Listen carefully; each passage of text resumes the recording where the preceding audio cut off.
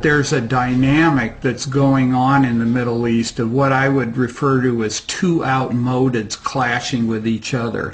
An outmoded form of politics and economy from the West, in other words, empire or imperialism, clashing with an outmoded form of politics and ideology in countries like Iraq and Iran and so on, which is Islamic fundamentalism. Neither one of them really offer a future to the people either in this country or in the Middle East, in my view. And yet, in their clash, they actually reinforce each other. A U.S. attack on Iran, and if Iran responded or stood up in any way, would greatly fuel this. Many millions of people, even secular people, would feel compelled to support Islamic fundamentalism simply to oppose this horror that they're seeing coming from the United States. And it's my view that we have to create a third way. I mean, one of the things I think is so important about people in this country resisting is that it sets an example for people across the world that it's possible to have an alternative to imperialism that is not simply based on religious fundamentalism. I understand that this system that we live in is riven with contradictions, that it's in motion and that it may seem all-powerful, but has very many fault lines within it. And those can erupt with very little warning. In Iran in 1978, Jimmy Carter said Iran, the Shah, was an island of stability in a troubled world. A year later, he was fleeing for his life, and a quarter of the population, 10 million people, were in the streets protesting. This came from nowhere, but it seemed to come from nowhere, but it came from these deep fissures and fault lines, contradictions within the existing order. So it is possible for a big resistance and a revolutionary or progressive movement to come forward. So I think that creating that kind of resistance in this country, starting with driving out this Bush regime and repudiating its program, impeaching Bush and Cheney, I think would open up an enormous amount of political space for people all around the world, including in Iran. Although the current regime in Iran is undemocratic, if we truly believe in democracy, we must let the Iranian people change their own country over time. As a test of fairness, we might imagine that Iran invaded and occupied Canada and Mexico and had aircraft carriers sitting in the Caribbean. Imagine then if Iran had the power to label the U.S. the axis of evil and cut us off from the rest of the world, and then threatened to attack us if we didn't stop generating nuclear power. What if Iran had overthrown the U.S. government 50 years ago and installed a dictator friendly to Iranian interests, who kept it in power for 25 years? At that point, imagine that Christian fundamentalists, who currently represent about a third of the U.S., took power and began ruling under church law, followed by an unprovoked invasion by Canada, supported by Iran and ignored by the UN, in which it nearly destroyed the US. Would it be possible to imagine Iran as liberators? Would Iran be justified in attacking if the US government helped Christian fundamentalists in Canada to take up resistance? Would it be justified to hate and fear all Christians because of the ones that took and abused power in this context? This is not about good guys and bad guys. Both the American and Iranian governments are working against the interests of the people. But the deadly game of chicken was begun by the U.S., and the U.S. has the power to end it.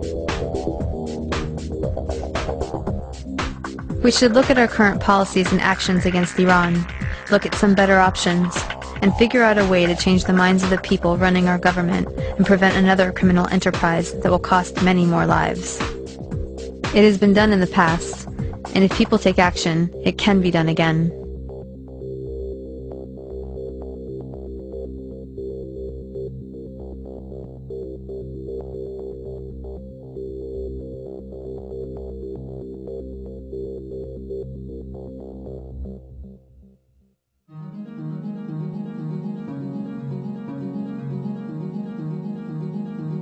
My name is Sahar Driver. I'm an Iranian American living in the Bay Area. I'm in the doctoral program in a post-colonial anthropology program.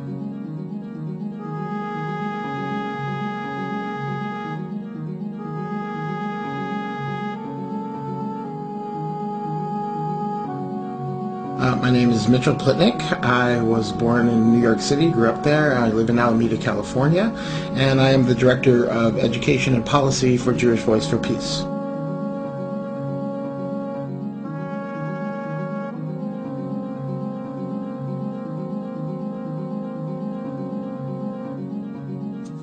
My name is Jim Haber. I'm from the San Francisco Bay Area, and I've been helping run a soup kitchen for the last 21 years, full-time for 13, providing service as well as advocacy and organizing.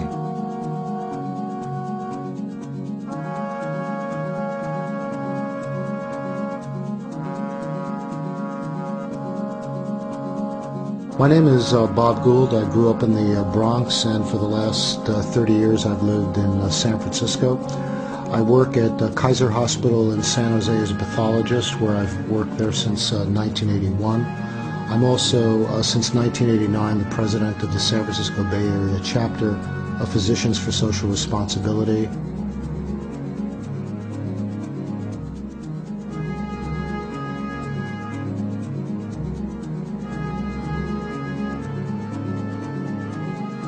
My name's Antonia Juhas, and I live in San Francisco. I'm an activist and an author.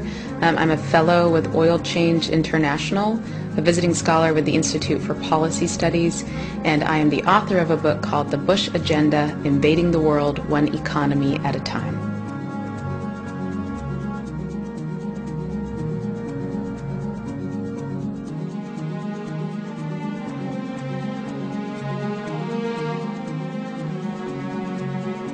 My name is David Glick. I live in Fairfax, California, a small town in Marin County. I work as a psychotherapist. I've been doing that for about 30 years, and I spend a lot of time doing political activism of different kinds around social justice and peace issues. And in my spare time, I write poetry.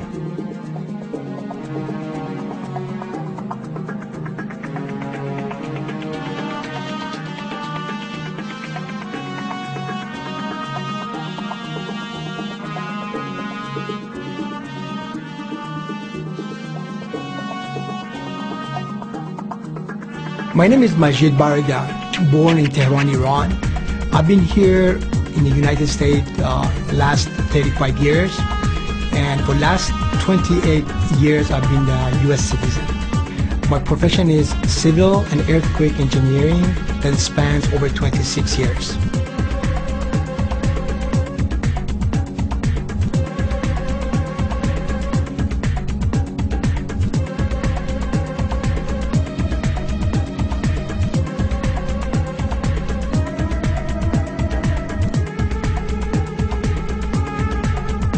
I'm Larry Everest. I'm from Berkeley, California.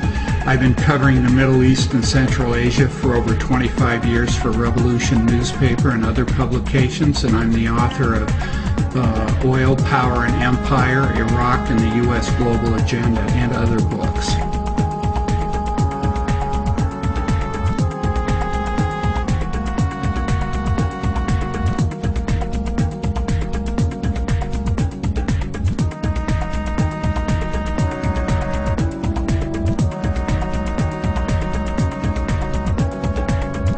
My name is Mike Valuva.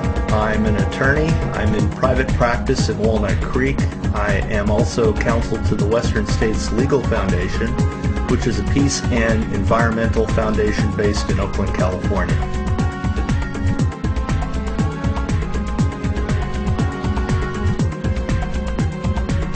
My name is Shahab Laegi. I'm originally from Iran. I immigrated to the United States about 15 years ago, and I've been a citizen for the past 3.5 years. I'm an engineer. I'm a software engineer. I live in Redwood City, California. It's in the Bay Area. And that's it.